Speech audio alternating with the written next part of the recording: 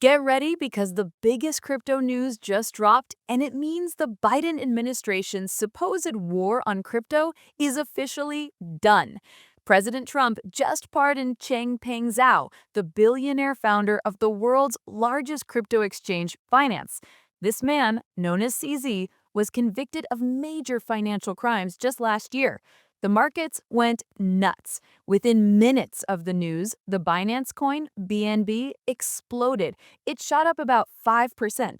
That spike alone pushed its total value back above $156 billion. Other coins followed. Bitcoin was hanging right around $110,000, jumping about 1% in 24 hours. You need to understand what this pardon means, because this isn't some small-time political favor. This is massive. CZ pleaded guilty last year to failing to maintain basic money laundering rules. This is a big deal because federal prosecutors said Binance was essentially a highway for dirty cash. We are talking about money connected to drug trafficking, terrorism, and even child sex abuse.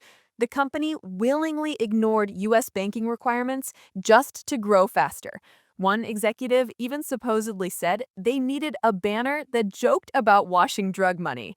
They allowed over 1.5 million illegal trades. When the dust settled, the company, Binance, got hit with a gigantic fine of $4.3 billion. CZ himself agreed to pay $50 million. He stepped down as CEO and served a 4-month prison sentence. Now get this, prosecutors wanted him locked up for 3 full years. A judge, though, gave him a very short 4 months. Now, Trump has stepped in and wiped his record clean. The White House press secretary came out swinging, saying the last administration prosecuted CZ because they wanted to punish the entire crypto industry. She said they saw an egregious sentence that was way out of line with the typical rules. She insists there were no claims of fraud or actual victims, despite the fact CZ admitted guilt to failing those critical anti-money laundering laws. The White House is saying this pardon corrects a massive overreach by the previous administration. They are making a huge public declaration that the war on crypto is over. This all matters because CZ isn't just some random crypto guy. He is a billionaire, reportedly worth about $86 billion. He is one of the most powerful people in global finance, and he has deep, deep ties to the Trump family's personal crypto ventures. Think about the money. Trump's family started a crypto project called World Liberty Financial back in September. The president's most recent financial paperwork showed he made over $57 million last year just from this one venture. World Liberty Financial created a specific digital currency called USD1, which is pegged to the US dollar, essentially a stablecoin. Here is where the connection gets wild. An investment group in the United Arab Emirates agreed to use $2 billion of that USD1 stablecoin to buy a stake in Binance. That move gave instant credibility and major value to the Trump family coin. This pardon comes after CZ publicly admitted he was asking Trump for clemency. Binance even hired a lobbyist who was a friend of Donald Trump Jr. to push for executive relief, paying about $450,000 just for 1 month of work. This looks like a classic pay-to-play situation to critics who were shouting that Trump is rewarding convicted criminals who are helping him make billions. Senator Elizabeth Warren called this pardon outright corruption. But for the crypto world, this is a huge sign that the U.S. government is changing its mind. For years, the industry complained they were being hit with confusing regulations and constant lawsuits.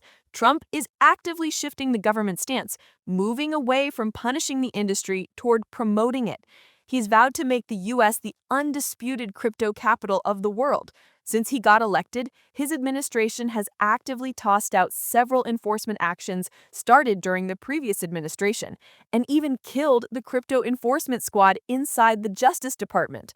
The effect of this policy change and this pardon has been immediate. The price of BNB, the Binance token, is up about 80% this year alone.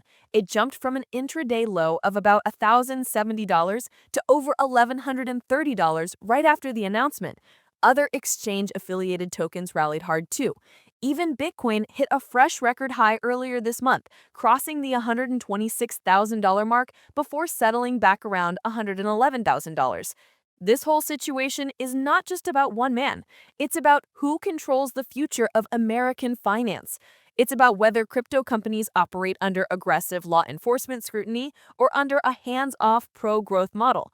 Right now, the latter is winning big time. The pardon wipes away CZ's conviction.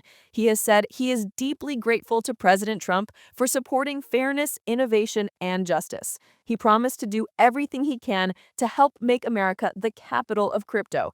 His company, Binance, remains the most popular platform for buying and selling digital assets globally, even though it was technically barred from U.S. operations after the plea deal.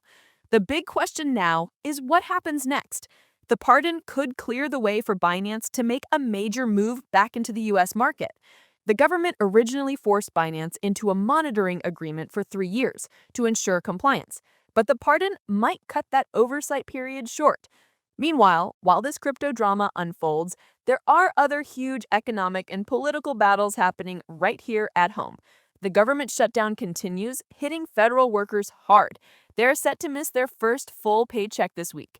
Washington's mayor is begging Congress to get things working again because essential employees across the country are working for free, and citizens are missing out on food benefits.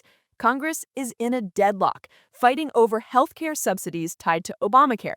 Democrats refuse to vote to reopen the government unless Republicans negotiate on extending those tax credits. Republicans refuse to negotiate until the Democrats vote to reopen the government. It's day 23 of the shutdown and nothing is moving. And get this, Trump is about to fly off to Asia for a trip to Malaysia, Japan, and South Korea, where he will meet with leaders like China's President Xi Jinping. He is leaving right when federal workers are missing paychecks, making the government impasse even worse. Finally, you need to hear about the White House construction project. The president is tearing down the White House East Wing, the two-story structure of drawing rooms and offices. It's now just rubble. He's doing this to build a massive new ballroom. The estimated price tag for this new ballroom, it started at $200 million, but the White House now says it's about $300 million. They say the cost went up because, like any construction project, plans changed when architects insisted the old structure had to go to make the new one truly strong and stable.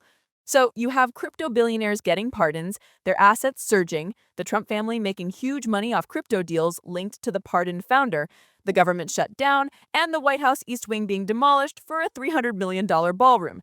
It is absolute financial chaos and political drama all at once. If you want to stay ahead of this story and understand how this new pro-crypto administration impacts your wallet, make sure you hit that like button, subscribe, and ring that bell so you never miss an update. I'll catch you in the next one.